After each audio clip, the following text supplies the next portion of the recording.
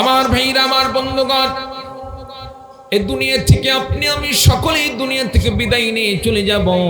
কেউই দুনিয়াতে চিরস্থায়ী থাকার জন্য আসি নাই। কিয়ামত সংগঠিত হয়ে যাবে, দুনিয়া ধ্বংস হয়ে যাবে, সমস্ত মাখলুক শেষ হয়ে যাবে, আপনি আমি একদিন শেষ হয়ে যাব, সকল কিছু শেষ হয়ে যাবে। আমার ভাইরা, আমার বন্ধুগণ, আল্লাহ রাব্বুল আলামিন সে কথাই কোরআনে কারীমের মধ্যে বলেন, কুল্লু নাফসিন যায়িকাতুল মাউত। প্রত্যেকটা আত্মাকে মৃত্যুর স্বাদ গ্রহণ করতে হবে। আপনি আমি কেউই রব না, সকলেই দুনিয়া থেকে বিদায় নিয়ে চলে যাব। আমার ভাইরা, আমার বন্ধুগণ, তবে একটি জিনিস ভাবতে হবে, একটি জিনিস মনে রাখতে হবে, মৃত্যুর আগে আপনাকে এমন ভাবে প্রস্তুতি গ্রহণ করতে হবে মৃত্যু যেন ইমানের হালতে হয়। ইমান নিয়ে যদি মৃত্যু হয়, ইমানের সাথে যদি কোনো বান্দা ইন্তেকাল করে মৃত্যু ঘটায়, মৃত্যু হয়ে যায়, আল্লাহ রাব্বুল আলামিন ইমানের সাথে মৃত্যু হওয়ার কারণে আল্লাহ রাব্বুল আলামিন বান্দাকে জান্নাতের মেহমান বানিয়ে দিবেন। বলুন সুবহানাল্লাহ। আর কোন বান্দা যদি বেঈমান হয়ে মারা যায়, ঈমান ছাড়া হয়ে মারা যায়, ঈমানহীন হয়ে মারা যায়, আমার ভাইরা, আমার বন্ধুগণ, দুনিয়াতে তার যতই সম্পদ থাকুক না কেন, যতই পাওয়ার হোক না কেন, সে তামাম পৃথিবীর ক্ষমতাশীল যদি হয়ে থাকে, তারপরেও যদি বেঈমান হয়ে মারা যায়, আখিরাতে আল্লাহ রাব্বুল আলামিন তার জন্য জাহান্নামের ব্যবস্থা করে রেখেছেন, আযাবের ব্যবস্থা করে রেখেছেন। আমার ভাইরা, আমার বন্ধুগণ, এই জন্য আপনাকে আমাকে সব সময় মৃত্যুর জন্য প্রস্তুত থাকতে হবে, আমলের মধ্যে থাকতে হবে, ঈমান জিন্দা রেখে আপনাকে আমাকে প্রত্যেকটা মুহূর্ত পার করতে হবে। কখন মৃত্যু চলে আসে, মৃত্যু কখনো মানুষকে বলে আসবে না। আপনাকে আমাকে ঈমানে মৃত্যুর জন্য সব সময় প্রস্তুত থাকতে হবে। আল্লাহ পাকের ইবাদতের মাধ্যমে নিজের জীবনকে পরিচালনা করতে হবে। আল্লাহ পাক আমাদের সকলকে তৌফিক দান করুন। সকলে বলে আল্লাহুম্মা আমিন। আমার ভাইরা, আমার বন্ধুগণ, সকলকে মৃত্যুবরণ করতে হবে। মৃত্যুর পরে মানুষকে যখন কবরে রাখা হবে, আমার ভাইরা, আমার বন্ধুগণ, এই কবরটা হয়তো আপনার জন্য আমার জন্য জান্নাতের বাগান হয়ে যাবে। নবীজি বলেন, আল কবরু রাউদাতুম মিন রিয়াদিল জান্নাহ আও হুফরাতুম মিন হুফারিন নার। বিশ্ব নবীজি বলেন, বান্দার কবরটা হয়তো জান্নাতের বাগানে পরিণত হয়ে যাবে, জান্নাতের টুকরায় পরিণত হয়ে যাবে, নতুবা এই কবরটি বান্দার জন্য জাহান্নামের অগ্নিকুণ্ডে পরিণত হয়ে যাবে। আমার ভাইরা, আমার বন্ধুগণ, গুনাহ নিয়ে দুনিয়া থেকে বিদায় নিয়ে গেলে, কবরে গেলে কবর এক মুহূর্ত সাথ দিবে না। দুপাশ থেকে এমন ভাবে চাপ মারবে, একটি পাঁজরের হাড্ডি গুলো আরেকটি পাঁজরের হাড্ডির মতো ঢুকে যাবে। বলুন নাউযুবিল্লাহ। আম্মাদান মা ফাতিমা রাদিয়াল্লাহু তাআলা আনহা, হযরতে মা ফাতিমা রাদিয়াল্লাহু তাআলা আনহা ইন্তিকালের ঘটনা একবার আমরা স্মরণ করে দেখি। বিশ্বনবী কন্যা মা ফাতিমা রাদিয়াল্লাহু তাআলা আনহার যখন ইন্তিকাল হয়ে যায়, আমার ভাইরা, আমার বন্ধুগণ, ইন্তিকালের পূর্ব মুহূর্তে মা ফাতিমা রাদিয়াল্লাহু তাআলা আনহা, নবীজির ইন্তিকালের 6 মাসের মাথায় মা ফাতিমা রাদিয়াল্লাহু তাআলা আনহার ইন্তিকাল হয়। কঠিন জ্বর আসলো, 3 দিন যাবত তীব্র জ্বর চলতেছে, কঠিন জ্বর চলতেছে। মা ফাতিমা রাদিয়াল্লাহু তাআলা আনহা রাতের আঁধারে স্বপ্ন যুগে দেখতেছেন বিশ্বনবী সাল্লাল্লাহু আলাইহি সাল্লাম মা ফাতিমার ঘরে উপস্থিত হয়ে গেছেন। চিৎকার দিয়ে বলুন সুবহানাল্লাহ। মা ফাতিমা রাদিয়াল্লাহু তাআলা আনহা নবীজিকে বললেন, বাবা গো, কি খুঁজতেছেন, কেন আসছেন? বিশ্বনবীজি বললেন, মা, একটি সংবাদ দেওয়ার জন্য এসেছি। আজকে তো তুমি রোজা রাখবে, আমি জানি, আজকে রোজা রাখবে। এই রোজা রাখার সাহারি খাওয়াটা হবে তোমার স্বামী আলীর সাথে। আর সারাটা দিন রোজা রাখার পরে আজকে তোমার ইফতার হবে। আমি বিশ্ব নবীজির সাথে, তোমার বাবা, আমি বিশ্ব নবীজির সাথে জান্নাতের মধ্যে। চিৎকার দিয়ে বলুন সুবহানাল্লাহ। মা ফাতিমা রাদিয়াল্লাহু তাআলা আনহা ঘুম ভেঙে গেল। জাগ্রত হয়ে তিনি আচমকিত হয়ে গেলেন, এ কি স্বপ্ন দেখলাম, বাবা এসে আমাকে কি দেখালো। তার মানে বুঝতে আর বাকি রইল না, আজকে মা ফাতিমা রাদিয়াল্লাহু তাআলা আনহার ইন্তেকাল হয়ে যাবে। শহরের টাইম হয়ে গেল। হযরত আলী রাদিয়াল্লাহু তাআলা আনহু ঘুম থেকে জাগ্রত হলেন। জাগ্রত হওয়ার পর স্বামী স্ত্রী দুইজন মিলে খাবার খাইলেন, সাহরি খাইলেন। সাহরি খাওয়ার পরে ফজরের নামাজের সময় যখন হয়ে গেল, আমার ভাইরা, আমার বন্ধুগণ, হযরতে আলী রাদিয়াল্লাহু তাআলা আনহু নামাজের জন্য রওনা দিলেন মসজিদে। আর মা ফাতিমা রাদিয়াল্লাহু তাআলা আনহা নামাজের জায়গায় সেখানে নামাজ আদায় করলেন, ফজরের নামাজ আদায় করলেন।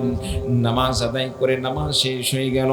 সাধারণত মা ফাতিমা রাদিয়াল্লাহু তাআলা আনহা অন্যান্য দিন ফজরের নামাজ আদায় করার পর ইশরাকের নামাজের আগ পর্যন্ত মুসল্লায় বসে জিকির আজকার করতেন, ইশরাকের নামাজ আদায় করতেন। কিন্তু আজকে তার ব্যতিক্রম দেখা গেল।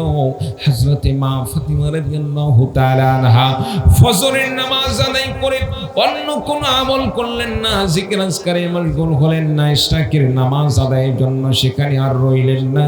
হযরতে মা ফাতিমা রাদিয়াল্লাহু তাআলা আনহা এবার হাসান হুসাইন রাদিয়াল্লাহু তাআলা আনহুমার অনেকগুলো কাপড়, পরনের কাপড়গুলো পরিষ্কার করার জন্য একটি বালতির ভিতরে ভিজেছেন। আমার ভাইরা, আমার বন্ধুগণ, আরেকটি হান্ডিতে করে অনেকগুলো পানি গরম করার জন্য বসিয়ে দিয়েছেন। ওই দিকে অনেকগুলো আটাকে একত্রিত করেছেন, অনেকগুলো আটা খামির করে রুটি বানানোর জন্য প্রস্তুত করেছেন, রুটি তৈরি করতেছেন।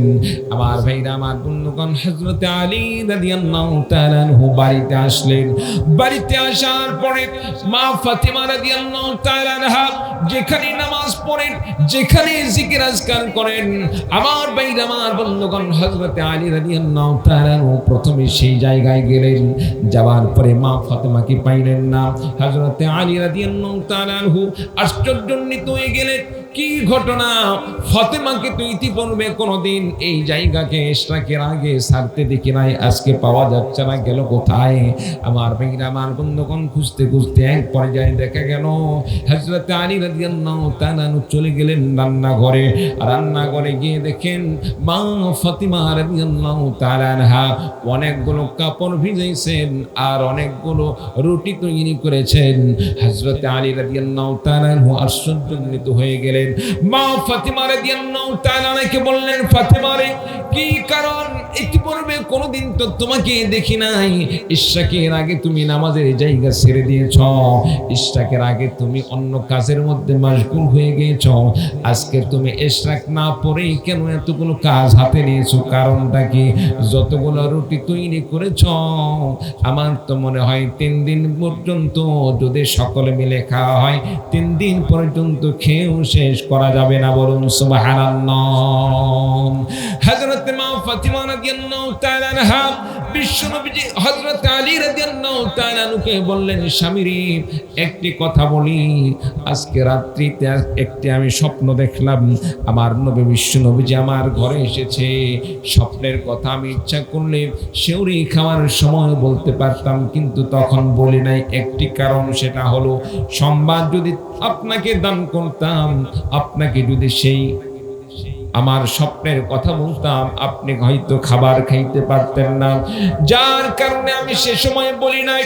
হযরত আলী রাদিয়াল্লাহু তাআলা আনহু বললেন, প্রাণের স্বামী গো, শুনুন, আমি আজকে স্বপ্ন যুগে দেখলাম বিশ্ব নবীজি আমার ঘরে উপস্থিত হয়ে গিয়েছেন। উপস্থিত হওয়ার পরে নবীজি আমাকে বলে, ফাতেমা রে, শোনো শোনো, আজকে তুমি সারে খাইবে তোমার স্বামী আলীর সাথে, আর সারাদিন রোজা রাখার পর ইফতার করবে আমি বিশ্ব নবীর সাথে জান্নাতের মধ্যে। বলুন সুবহানাল্লাহ। এই কথা শোনার সঙ্গে সঙ্গে হযরত আলী রাদিয়াল্লাহু তাআলা আনহু কান্নায় ভেঙে পড়লেন। আমার ভাইরা, আমার বন্ধুগণ, হযরত আলী রাদিয়াল্লাহু তাআলা আনহুর বুঝতে আর বাকি রইল না। তার মানে হলো শেহরি তো আমার সাথে খাওয়া হয়ে গিয়েছে। বিশ্ব নবীজি নবীজির সাথে ইফতার করবে, তার মানে হলো দুনিয়াতে বেঁচে থাকলে তো আর নবীজির সাথে সাক্ষাৎ হচ্ছে না, বেঁচে থাকলে নবীজির সাথে আর ইফতার হচ্ছে না। তার মানে আজকে সারা দিনের মধ্যে কোনো না কোনো সময় ফাতেমা দুনিয়া থেকে বিদায় নিয়ে চলে যাবে। বিদায় নেওয়ার পরে বিশ্ব নবীজির সাথে ইফতারের মধ্যে শামিল হয়ে যাবে। হযরতে আলী রাদিয়াল্লাহু তাআলা নিজেকে কুলাইতে পারতেছিলেন না, সামলাইতে পারতেছিলেন না, কান্নায় ভেঙে পড়লেন। এই দিকে আলী রাদিয়াল্লাহু তাআলা আনহু কান্না করছেন, ওই দিকে মা ফাতেমা রাদিয়াল্লাহু তাআলা আনহা কান্না করছেন। আমার ভাইরা, আমার বন্ধুগণ, উভয়জন কান্না করে। তাদের মধ্যে একটি প্রশ্ন, একটি তাদের মধ্যে অনুভূতি, এতদিনের সংসার আজকে চিরতরে শেষ হয়ে যাবে, এতদিনের সংসার আজকে চিরতরে শেষ হয়ে যাবে। আমার ভাইরা, আমার বন্ধুগণ, এতদিনের সংসারের পরে আজকে একজন আখিরাতের যাত্রী হয়ে চলে যাবে। আমার ভাইরা, আমার বন্ধুগণ, চারজন উভয়জন কান্না করতেছেন। ওইদিকে হাসান হুসাইন রাদিয়াল্লাহু তাআলা আনহুমা, আমার ভাইরা, আমার বন্ধুগণ, হাসান হুসাইন রাদিয়াল্লাহু তাআলা আনহুমা দুই ভাই মিলে বাইরে খেলাধুলা করতেছিলেন। বাইরে খেলাধুলা করতে করতে হঠাৎ করে বাড়ির ভিতর প্রবেশ করলেন। বাড়ির ভিতরে প্রবেশ করে দেখেন মা কান্নে। মা কান্না করে মায়ের কাছে বলেন, মা কান্না করো কেন? মা কোনো খবর, মা কোনো কথা বলে না, কোনো উত্তর দেয় না। মা কোনো উত্তর দেয় না। ওই দিকে বাবার কাছে যাই, হযরত আলীর কাছে। আলী রাদিয়াল্লাহু তাআলা আনহুকে ডেকে বলেন, বাবা গো, কান্না করছো কেন? কি কারণে কান্না করছো একটা বার বলো। আমার ভাইরা, আমার বন্ধুগণ, মা বাবা কেউ কোনো প্রকার উত্তর দেয় না। দুজনে নিজের অন্তরের ব্যথা নিয়ে তারা কান্না করতেছে। এক পর্যায়ে দুজন যখন মা ফাতিমা রাদিয়াল্লাহু তাআলা আনহাকে বারবার কান্না করার কথা বলতেছিলেন, মা ফাতিমা রাদিয়াল্লাহু তাআলা আনহা একটু বিরক্তি মনে করে সন্তান দুইকে বলল, বাবারে, তোমরা দুইজন মিলে আজকে একটু তোমাদের নানু ভাই বিশ্ব নবীজির রওজায় গিয়ে নবীজির সাথে সালাম বিনিময় করে আসো। বলুন সুবহানাল্লাহ। আমার ভাইরা, আমার বন্ধুগণ, হাসান হুসাইন রাদিয়াল্লাহু তাআলা আনহুমা আবার নবী বিশ্ব নবীজির রওজায় চলে গেলেন। নবীজি সাল্লাল্লাহু আলাইহি সাল্লামের সাথে সালাম বিনিময় হয়ে গেল। নবীজি বললেন, হাসান রে ভাই হুসাইন, আজকে তোমরা কেন এসেছো? আজকে কেন তোমরা এখানে এসেছো? হাসান হুসাইন রাদিয়াল্লাহু তাআলা আনহুমা দুই ভাই বিশ্ব নবীজিকে বললেন, নানু ভাই, আমাদের মা তো আমাদেরকে আপনার কাছে পাঠিয়ে দিয়েছে, এখানে আসার কথা বলেছে। নবীজি বললেন, রে হাসান, রে হুসাইন, এখানে আর দেরি করো না, তাড়াতাড়ি বাড়িতে চলে যাও, তাড়াতাড়ি বাড়িতে চলে যাও। বাড়িতে গিয়ে মার চেহারাকে জনমের মনে দেখে নাও, এমন ভাবে আজকে দেখে নাও, চিরতরে জনমের মনে দেখে নাও। আজকের পর থেকে আর তোমরা সেই মার চেহারা দেখতে পারবে না, এই মাকে আর কোনোদিন দুনিয়াতে পাবে না। মার চেহারাকে আজকে ভালো করে দেখে নাও। আমার ভাইরা, আমার বন্ধুগণ, হযরত হাসান হুসাইন রাদিয়াল্লাহু তাআলা আনহুমা দুই ভাই মিলে বাড়িতে গেলেন। মাকে বললেন, মা, এতদিন এতক্ষণ পর্যন্ত কান্না করলে কেন বলো? তুমি যদি না বলো আমরা বলে দিচ্ছি। নানু ভাই কিন্তু সকল খবর আমাদেরকে বলে দিয়েছেন। বলুন সুবহানাল্লাহ। আমার বন্ধুগণ, প্রচন্ড জ্বর আসলো। হযরতে মা ফাতিমা রাদিয়াল্লাহু তাআলা আনহার ইন্তেকালের পূর্বে জ্বর বেড়ে গেল। হযরতে হাসান হুসাইনকে বললেন, বাবারে, তোমার বাবাকে আমার কাছে একটু নিয়ে আসো। হযরত আলী রাদিয়াল্লাহু তাআলা আনহু মা ফাতিমার কাছে আসলেন। মা ফাতিমা রাদিয়াল্লাহু তাআলা আনহা হযরতে আলী রাদিয়াল্লাহু তাআলা আনহুকে বললেন, স্বামী গো, ইন্তেকালের পূর্বে আপনার কাছে আমার একটা আবেদন, দুই একটা আবেদন। আমার কখন যেন ইন্তেকাল হয়ে যায়, আজকে তো আমি দুনিয়া থেকে চিরবিদায় নিয়ে চলে যাব। আপনার কাছে আমার দুইটা আবেদন। এক নম্বর আবেদন আপনার কাছে, এক নম্বর আমার আবেদন, আপনার জীবনে যেদিন আমি নববধূ হয়ে এসেছিলাম, যেদিন আমি নববধূ হয়ে সংসারের জন্য আপনার সংসারে এসেছিলাম, সেদিন থেকে নিয়ে যাবত পর্যন্ত আপনার সংসারের কাজ করতে গিয়ে বিভিন্নভাবে আপনি আমার কাছ থেকে কষ্ট পেয়ে থাকতে পারেন, আমার মাধ্যমে অনেক কষ্ট অনুভব করতে পারেন। আপনার স্বামী হিসাবে আমি আপনার পরিপূর্ণ হক আদায় করতে পারি নাই, দয়া করে আপনি আমাকে মাফ করে দিবেন। ইন্তেকালের আগে মাফ করে দিবেন।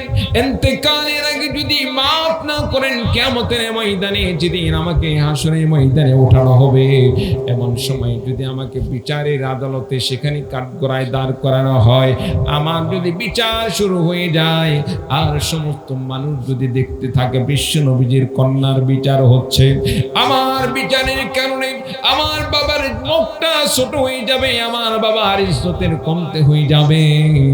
আমার বাবার ইজ্জতের দিকে লক্ষ্য করে একটা বার হলেও আমার ইন্তেকালের আগে আমাকে দয়া করে মাফ করে দেন, বলুন সুবহানাল্লাহ। সম্মানিত উপস্থিতি, জান্নাতের সার্টিফিকেট প্রাপ্ত একজন নারী নবী কন্যা, তিনি কেমন আখিরাতকে ভয় করেছিলেন, স্বামীর প্রতি তার কেমন শ্রদ্ধা ছিল, আখিরাতের প্রতি তার কেমন ভয় ছিল। সম্মানিত উপস্থিতি, স্বামীর প্রতি এইরকম আবেদন করলে আলী রাদিয়াল্লাহু তাআলা বললেন, ফাতেমা তুমি বলো কি, আমি আলী তো তোমার স্বামী হওয়ার যোগ্য ছিলাম না, আমি আলী তো স্বামী হওয়ার যোগ্য ছিলাম না, আমি আলী তো এইরকম মূল্যবান মানুষ ছিলাম না। তুমি নবী কন্যা, তুমি জান্নাতের সমস্ত রমণীদের সর্দারনী, তোমার সাথে আমার বিবাহ, তোমার বাবা আমাকে বিবাহ দেওয়ার মাধ্যমে, আবদ্ধ করার মাধ্যমে আমি আলীকে সম্মানিত করা হয়েছে, আমি তোমার হক আদায় করতে পারি নাই। আখিরাতে যদি বিশ্ব নবীজির মেয়ে তোমার হক আদায় পরিপূর্ণভাবে আদায় না করার কারণে সেদিন যদি বিচারের সম্মুখীন হতে হয়, আমার কি অবস্থা হবে, দয়া করে আমাকে আজকে তুমি মাফ করে দাও। প্রিয় মা বোন, মা বোনদেরকে বলি, নবী কন্যা হয়ে তার অন্তরে কোনো অহংকার ছিল না, গর্ব ছিল না। নবী কন্যা হওয়া সত্ত্বেও যদি সে স্বামীর হক আদায় করা সম্পর্কে এইরকম ভাবে তার অন্তরের মধ্যে ভয় আসে, আতঙ্ক আসে, আপনি আমি কেমন মানুষ, আপনার আমার আখিরাত সম্পর্কে ভয় কেমন হওয়া দরকার। সম্মানিত উপস্থিতি, এই জন্য আমাদের সকলকে বান্দার হক পূরণ করা নিয়ে আমাদেরকে সকলকে সচেষ্ট থাকতে হবে।